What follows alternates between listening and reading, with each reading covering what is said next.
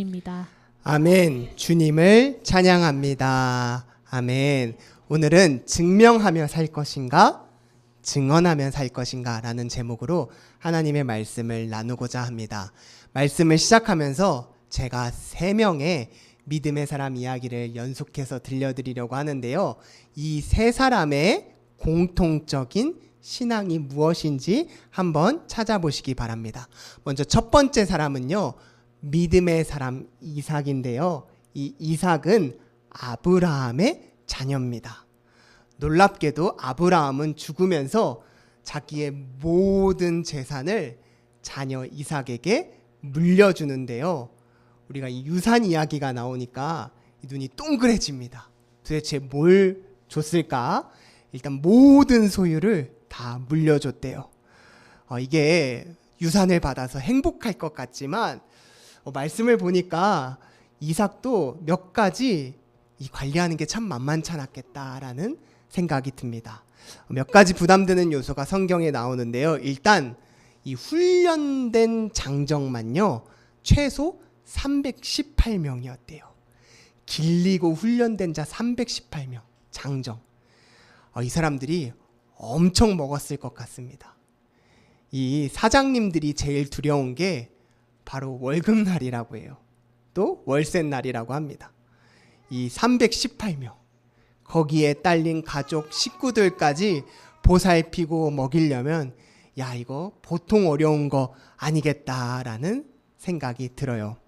자, 그런데 그래도 아버지니까 이런 것들을 다 감당할 수 있는 유산을 남겨줬는데, 바로 아브라함이 남겨준 재산은 양과 소였습니다. 그게 얼마나 많았는지 때를 이루고 심히 많았다 그래요. 그래서 그걸로 우유도 얻고 치즈도 만들고 고기도 만들어서 팔아가지고 생활하는 게 바로 이삭 공동체의 경제였습니다. 자, 이 정도면 그래 뭐 나도 해볼만 하지라는 생각으로 이제 할 텐데, 안타깝게도 이렇게 재산이 많으면요, 아주 나쁜 사람들이 그 재산을 뺏으려고 방해를 펴요. 이삭도 그랬는데요. 참 나쁜 사람들이 주위에 있는 게, 아버지 때는 꼼짝도 못했던 사람들이 돌아가신 지 얼마 됐다고 아버지 가시자마자 이삭을 와서 괜히 시비를 겁니다. 그래서 아버지 때에 팠던 우물을요, 야야야야야 나가 하면서 그 우물을 다 메꿔버려요. 여러분, 이게 정말 심각한 문제인 게요, 아까 이삭은 뭘로 돈 번다 그랬죠? 양과 소로 돈 번다 그랬어요. 그런데 3일만 가축들한테 물을 안 줘도요, 정말 큰일 납니다. 가축들 다 죽어요.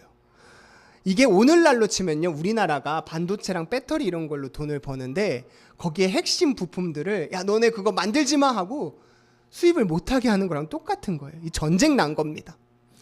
만약 성도님들이 이삭이라면 이 문제를 어떻게 해결하시겠어요? 이거 진짜 중요한 문제거든요. 왜냐하면 공동체의 민생 문제라서 이거 잘못 해결 못하면 내부 불만 때문에 오히려 이삭이 쫓겨날 수도 있습니다. 그래서 이삭이 이 문제를 어떻게 해결하는지 우리가 성경에서 좀 보게 되는데, 이삭이 이 문제를 해결하는 방식이 좀 무능해요. 제가 만약 이삭 밑에 있었던 종이었다면 우리 대표는 좀 무능한 것 같아 라는 생각을 가질 법해요. 왜냐하면 이삭이 그런 갈등이 생겼을 때 이 의견을 좁히는 방식이, 그래도 줄 건 주더라도 어느 정도 합의를 해와야 되는데, 족장들 만나고 하는 말이 야 우리 이 마을에서 떠나서 저쪽으로 가자라는 거예요. 여러분, 대표라면 핵심적인 것은 좀 합의를 하고 와야 되는데, 이삭의 모습은 무능한 대표의 모습입니다. 제가 성지순례 가서 이 이삭이 살았던 마을을 둘러봤는데요. 여기가 1년에 물이 300ml밖에 안 오는 아주 물이 귀한 지역이에요. 그래서 우물물을 얻으려면 최소 70m의 땅을 파고 들어가야 됩니다. 이게 이삭의 우물인데요. 돌을 한번 떨어뜨려 봤더니 몇십 초 뒤에 풍덩 하는 소리가 들려요. 여러분, 요즘도 아프리카에서 우물 하나 팔려면 1억 원이 필요하다라고 해요. 우리나라에서도요, 땅을 개발하다가 거기서 지하수 나오면요, 갑자기 땅의 가치가 100배가 올라갑니다. 우리나라처럼 물이 별로 그렇게 귀하지 않은 나라도 물이 터져 나오고 이 물 지하수 구하는 게 이 보통 일이 아니에요. 이 새 우물을 판다는 것, 새 지역으로 떠난다는 건 정말 어려운 일이고 목숨 다해서 하는 건데, 이삭은 이걸 너무나도 쉽게 얘기해요. 우리 다른 마을 가서 우물 파자. 여기서는 포기하자. 양보하자. 여러분, 이 이삭의 모습에 왜 사람들이 불만이 없었겠어요? 우리 대표 너무 무능해. 우리도 힘 있는데 왜 다투지 않는 거야? 참 우리 대표 힘들다 라는 생각을 가졌을 법한데요, 우리 하나님은요, 역전의 하나님이신 거 아세요? 우리 하나님은 살아계십니다. 놀라운 게요, 이렇게 무능했던 이삭이요, 우물 파는데 너무 유능한 거예요. 이삭이 딱 보고 우리 여기 한번 우물 파보자. 기도하고 우물을 파면요, 그 판 지역마다 샘이 솟아나와요. 콸콸콸 물이 솟습니다. 그래서 주위에 있던 사람들이, 야, 너 또 우물 팠어? 야, 그거 내 거야, 내 거. 내 땅이었어 하고 또 쫓아내요. 그래서 이삭이 또 속상해서 옆의 마을로 가면, 또 기도하고 우물을 파면 그 우물이 또 물이 터져 나와요. 여러분, 한 번이면 운이 좋은 거지만 두 번이면 실력이 좋은 건데, 세 번, 네 번 이렇게 우물이 터져 나오니까 사람들이 이삭을 두려워합니다. 너 어떻게 이 우물을 파냈어? 왜 우린 안 되는데 너는 그렇게 우물을 팔 때마다 물이 솟아 나오는 거야 하고, 너는 어떻게 이렇게 성공하니? 너의 성공의 비결은 뭐야? 라고 질문해요.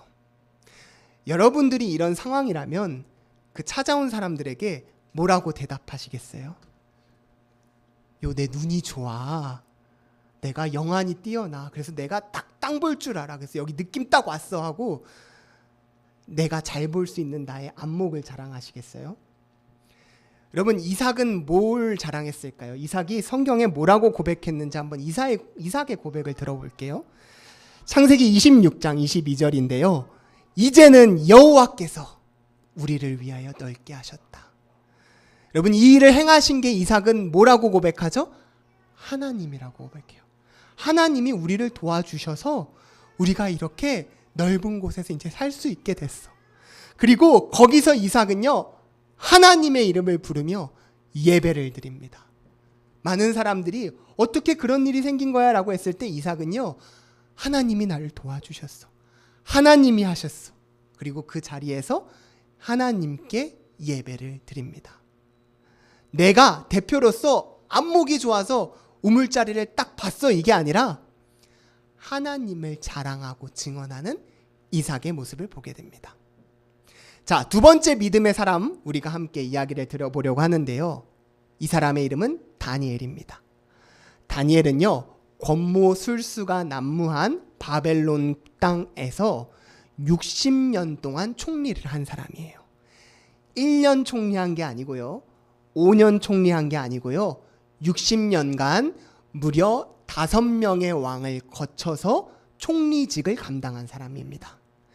여러분, 이 바벨론의 총리는요, 그냥 총리가 아니라 바벨론은 나라를 잘 다스리기 위해서 뛰어난 사람 120명을 고관으로 전국에서 세웠어요.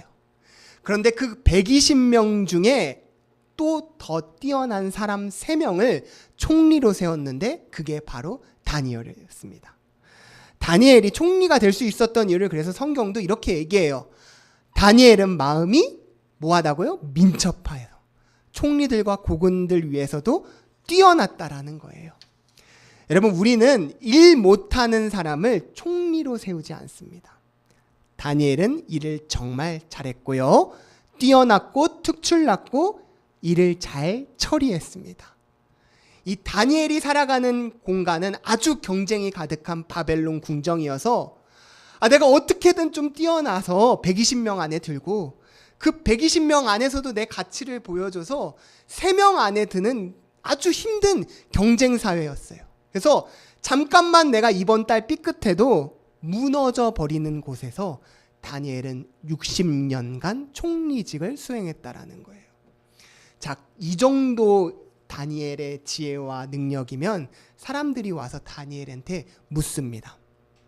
너는 어떻게 그렇게 지혜가 충만해? 넌 어떻게 그렇게 일을 잘 처리할 수 있어? 넌 어떻게 그렇게 왕의 마음에 쏙 드는 대답을 매번 할 수 있니?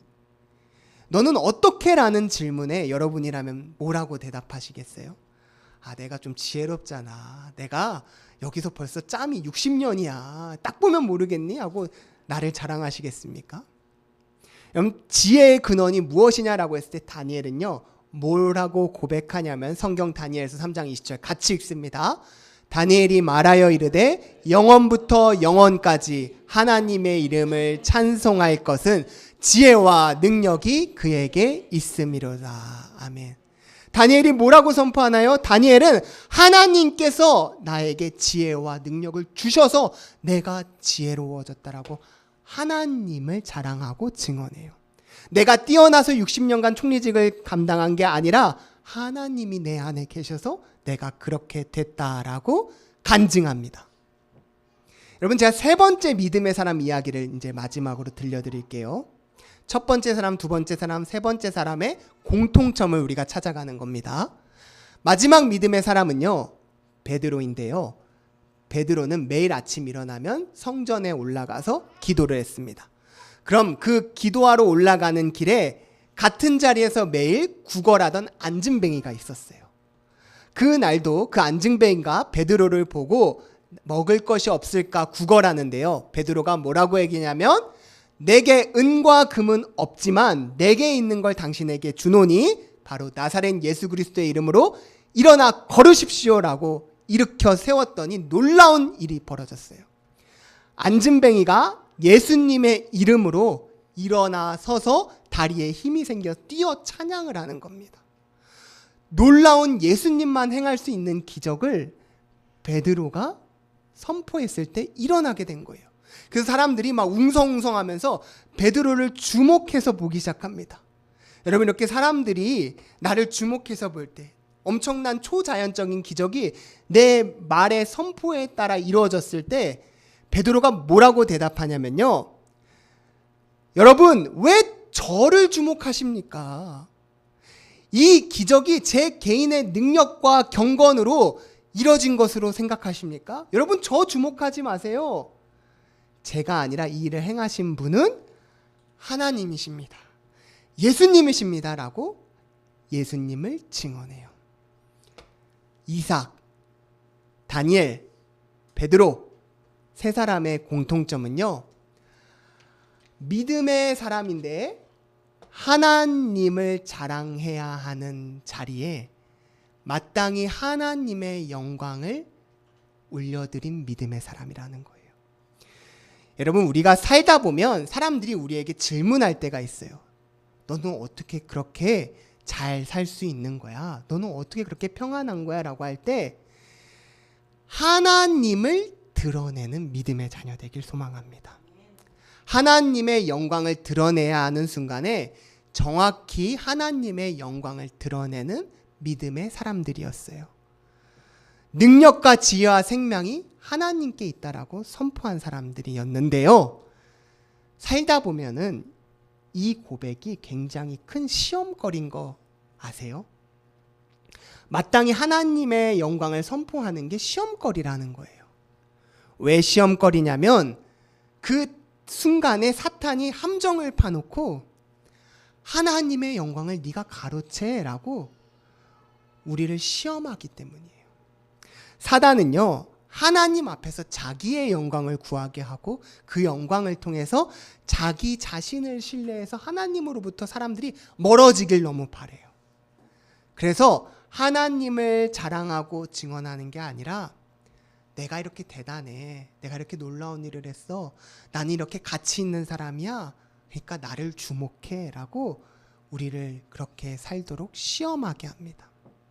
그래서 이 믿음의 시험이 굉장히 우리가 민감하게 여기면서 깨어서 기도해야 될 영적 구별이라는 거예요.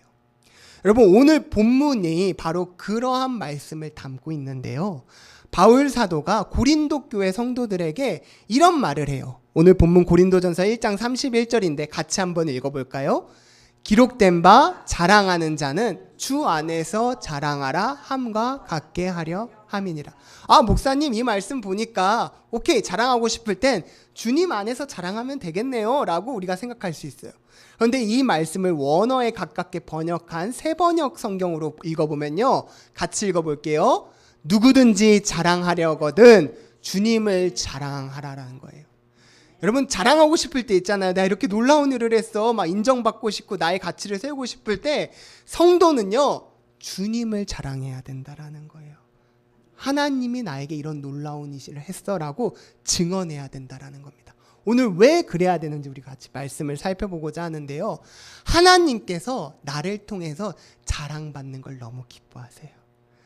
여러분, 우리 자녀가 잘 돼서 부모 때문이야 라고 할 때 되게 기쁘잖아요. 우리 부모 때문에 내가 이렇게 잘 섰어 라고 할 때 기쁜 것처럼 하나님도 그렇게 기뻐하시는데요, 안타깝게도 고린도 교회 성도들은 그 일에서 실패합니다.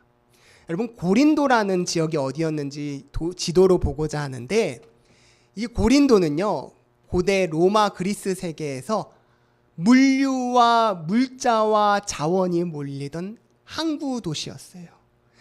여길 통해서 각자 해상 물류로 물자가 배송돼서 작은 나라들은 다 여기 와서 물건을 사가지고 가는 해상상업 중심지였습니다. 그래서 여기에 돈이 몰렸기 때문에 이 도시에 고개사들이랑 시인이랑 상인들이 가득 찾아와서 여기서 물건 사서 갔어요. 배송을요, 우리는 택배로 요즘 다 하지만 이때는 다 배로 해가지고, 여기 도시는요 바다의 신인 포세이돈 신전이 이렇게 있었습니다. 그래서 떠나기 전에 여기서 이번에 우리 항해 잘할 수 있도록 도와주세요 하고 제사하고 가는 거예요. 이 포세이돈 신전에는요, 제사를 돕는 여사제가 1000명이 있었는데, 이분들이 낮에는 여사제지만 밤에는 마을로 내려가서 매춘업을 하는 그런 음란한 도시가 바로 고린도였습니다. 그래서 고대 그리스 로마 세계에서 고린티아조마이라는 말이 있었는데요, 거친 사람들, 참 고린도스럽네 라는 말을 쓸 때 그 말을 써서 고린도를 얘기했어요. 그런데 고린도 교회는 왜 고린도 교회냐면, 고린도라는 지역에서 개척해서 세워진 교회이기 때문에 고린도 교회인데요, 이 교회가 이 거친 땅에서 하나님의 능력을 힘입어서 교회를 세워나가는데 놀라운 부흥이 일어났습니다. 그래서 유적지를 고린도 교회가 어땠는지 나와 있는데, 이게 바로 고린도 교회예요. 건축물 보면 딱 봐도 웅장하죠. 고린도 교회가 하나님의 은사와 능력으로 이 거친 고린도 땅의 광야 같은 곳에서 아름다운 꽃을 피워낸 거예요. 하나님은요, 이 고린도 교회를 통해 원하셨던 건, 야, 이렇게 거친 고린도 땅에서도 하나님께서 함께 해주시면, 십자가의 복음의 말씀을 전하면 교회가 세워질 수 있어. 하나님은 사람의 생각을 뛰어넘어서 역사해 주시는 분이셔라는 걸 고백하고 선포하게 하고 싶어 하셨어요. 그래서요, 고린도 교회는요, 놀랍게도 하나님께 정말 많은 은사를 부여받았습니다. 고린도전서 1장 7절에 너희가 모든 은사에 부족함이 없었다.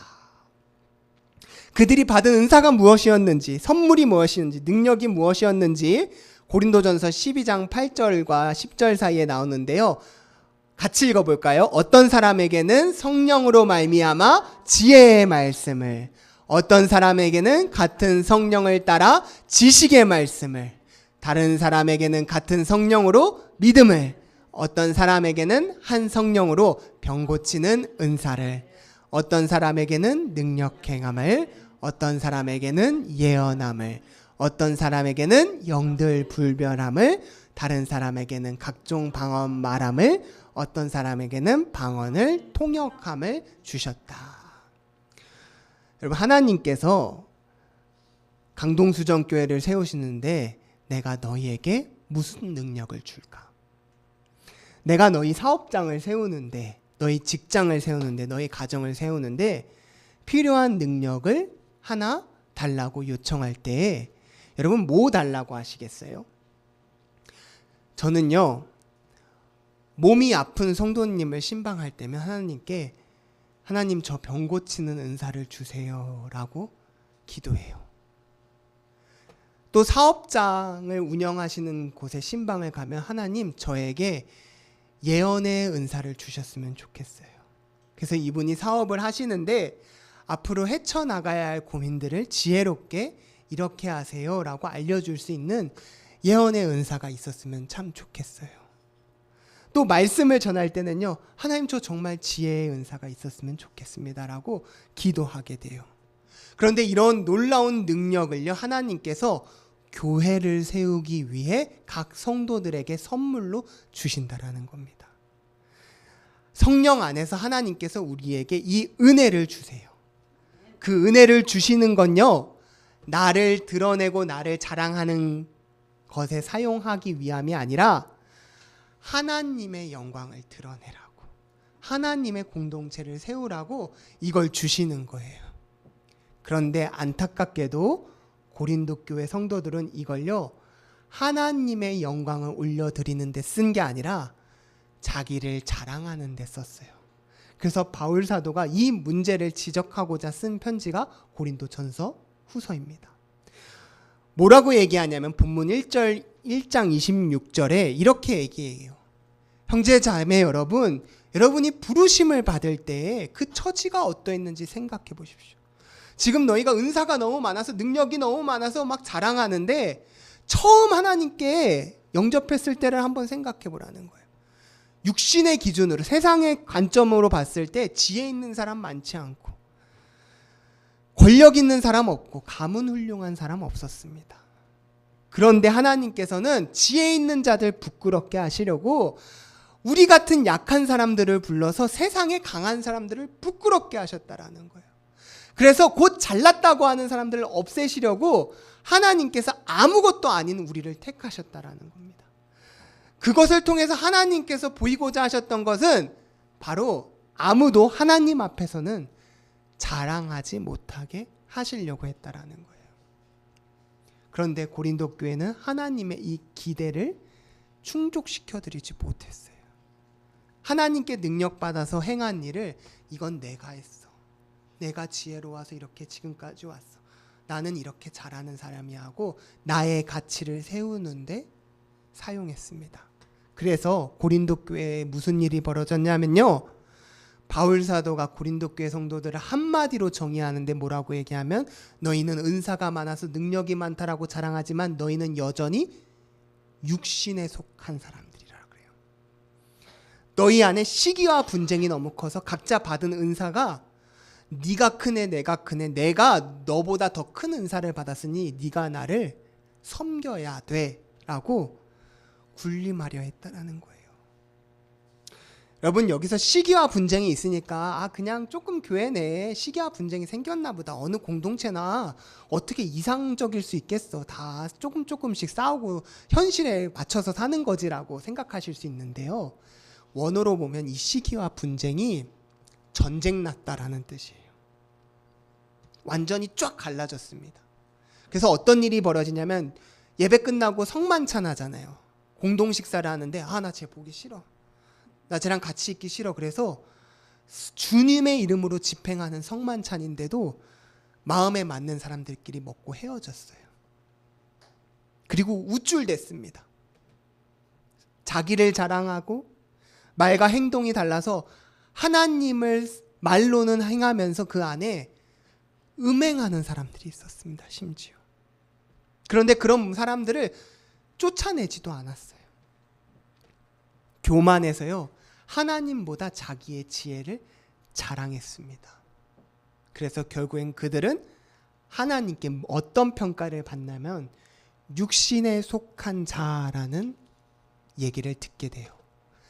세상에서 보기에는 고린도 같은 지역에서 개척해서 그렇게 아름다운 교회를 세운 줄 알았는데, 그래서 막 자랑도 하는 걸 봤는데 하나님을 자랑하지 않고 자기 자랑을 한 결과 하나님 앞에 기쁨이 되지 못하고 육신에 속한 자들로 끝을 마무리하게 된 거예요.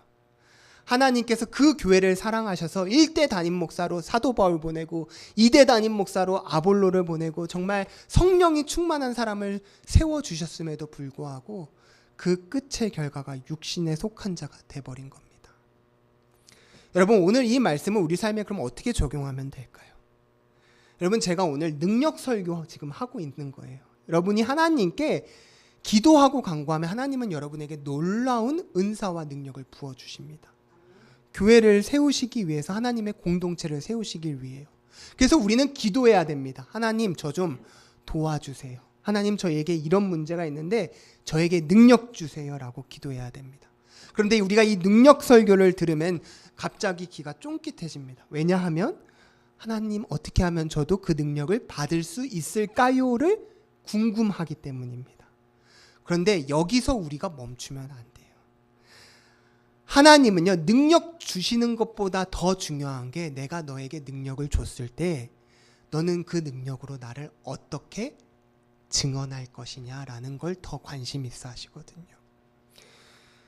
여러분, 하나님은 우리에게 능력 주신 걸 통해 하나님의 이름이 높아지고 영광스러워지고 간증되고 증언되길 바라세요. 그런데 우리는 어떠합니까? 좋은 대학에 가면 내가 이렇게 공부 열심히 했어, 내가 이렇게 잘했어 라고 나를 자랑해요. 좋은 회사에 취직되면 내가 이렇게 잘했기 때문에 된 거야 라고 자랑해요. 사업장이 잘 되면 내가 남들보다 부지런해서, 교회가 부흥하면 내가 남들보다 부지런히 배우고 닦아서 한 거야 라고 나의 능력을 자랑해요. 그렇게 자랑하는 이유는 나의 가치를 세워야지만 사람들이 나를 계속 인정해 주면서 또 일이 지속되고 거기에서 성공이 이루어지기 때문이에요. 그런데 하나님은 그 지점을 너무너무 가슴 아파하신다라는 겁니다.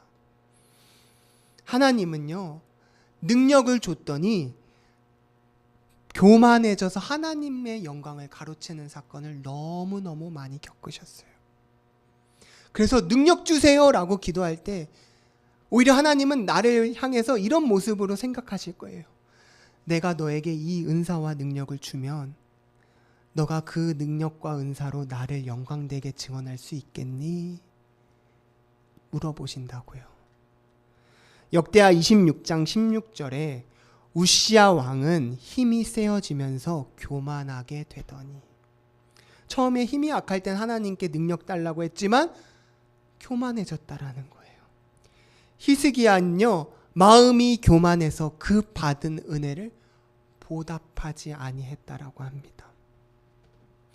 여러분, 우리가 하나님의 능력을 받은 이유는 나의 지혜를 증명하는 게 아니라 하나님을 증언하기 위해서임을 우리가 고백하길 바랍니다. 여러분, 그것이 나를 살리는 길이에요. 여러분, 나를 세우고 나를 증명하고 우리 강동수정교회 성도님들의 삶의 목적이 나의 가치를 세우고 나를 드러내는 것에 있다면요, 여러분, 저와 대화할 때 꼭 이 말을 하실 거예요. 목사님, 저 요즘 지쳐요.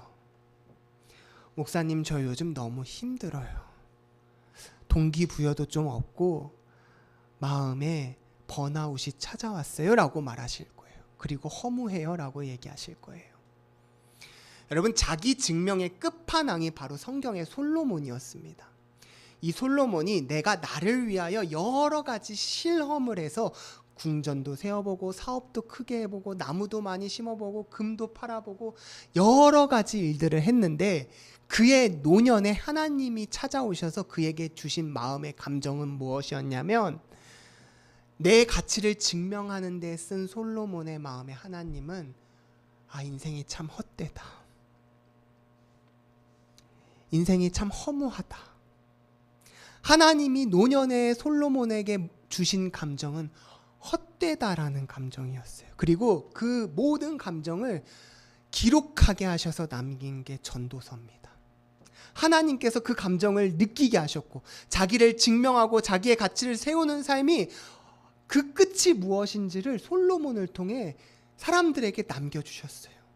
그래서 솔로몬이요 뭐라고 얘기하냐면 내가 이전에 있던 예루살렘의 모든 왕보다 내 아버지 다윗보다도 창성하고 정말 끝내주고 내 지혜도 여전한데 나 요새 좀 삶의 의미를 모르겠어.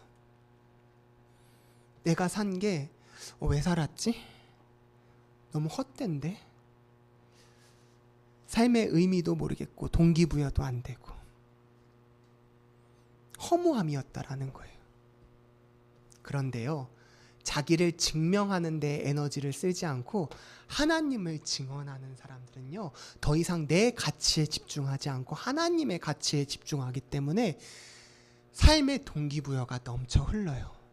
어떻게 하면 내 가치가 올라가지에 집중하지 않기 때문에 어떻게 하면 내가 하나님을 오늘 더 사랑할 수 있을까? 어떻게 하면 내가 오늘 더 하나님의 사랑으로 다른 사람들을 더 세워줄 수 있을까 생각하기 때문에 부담이 없어요. 그리고 막 힘이, 하나님이 채워주시는 힘이 내면에서부터 막 뿜어져 나와요. 어떻게 하면 내가 하나님을 증거할 수 있을까?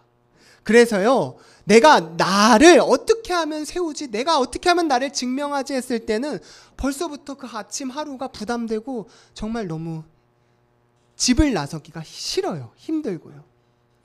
그런데 오늘 내가 어떻게 하면 하나님을 증언하지라고 마음을 먹는 순간 내면에서부터 하나님의 평안함이 감싸면서 동기가 막 생겨요. 오늘도 내가 하나님의 이름을 증언하고 하나님의 이름으로 사람을 한 명 하나님의 능력으로 세워야지. 너무 기쁨이, 참 평안이 나오는 거예요. 그리고 그런 사람과 하나님께서 동행해 주시고 역사해 주시고 놀라운 집을 세워주신다는 겁니다. 제가 최근에 친구들과 식사를 했는데요. 그 친구들은 믿음이 없었어요. 무슨 얘기를 하냐면 참 사회생활을 해보니까 실력 좋은 사람들보다 운 좋은 사람이 따봉이라는 거예요. 운 좋은 사람을 이길 수가 없대요. 그러면서 그 사람이 얼마나 운이 좋은지 막 얘기를 하더라고요. 그런데 제가 그 얘기를 들으면서 무슨 생각을 했냐면 세상 사람들은, 하나님을 모르는 사람은 그걸 운이라고 표현하지만 우리 신앙인들은 그걸 고급지게 뭐라고 표현하냐면 하나님의 인도하심이라고 말한단다라고 생각했어요. 여러분, 하나님을 증언하면요, 하나님이 시온의 길로 인도하십니다.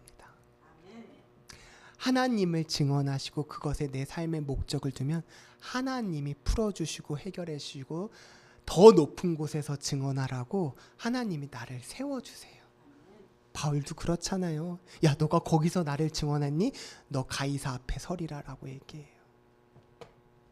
하나님을 증언하십시오. 그럼 하나님께서 우리를 높여주실 겁니다.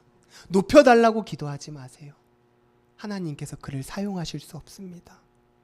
하나님을 증언하는 삶, 하나님을 예배하는 삶, 하나님께 받은 은사를 간증하는 저와 여러분들이 되길 소망합니다. 사람의 지혜에 있지 아니하고 하나님의 능력이 있음을 선포하는 우리 강동수정교회 모든 성도들 되길 소망합니다. 우리 이 마음을 담아 예수님께 그 능력이 있다고 찬송하길 원합니다. 우리 이 말씀을 나의 믿음의 고백이고 앞으로 나는 나의 삶의 목적을 하나님을 증언하는 데 사용하겠습니다라고 고백하는 믿음의 선포되길 원합니다. 우리 함께 요한계시록 5장 12절 읽겠습니다. 큰 음성으로 이르되 죽임을 당하신 어린 양은 능력과 부와 지혜와 힘과 존귀와 영광과 찬송을 받으시기에 합당하도다 하더라. 아멘. 기도하겠습니다. 사랑과 은혜가 충만하신 하나님 아버지, 오늘 말씀을 통해 하나님을 증언하는 삶의 기쁨을 우리가 맛보아 알길 원합니다. 이삭처럼, 다니엘처럼, 베드로처럼 하나님을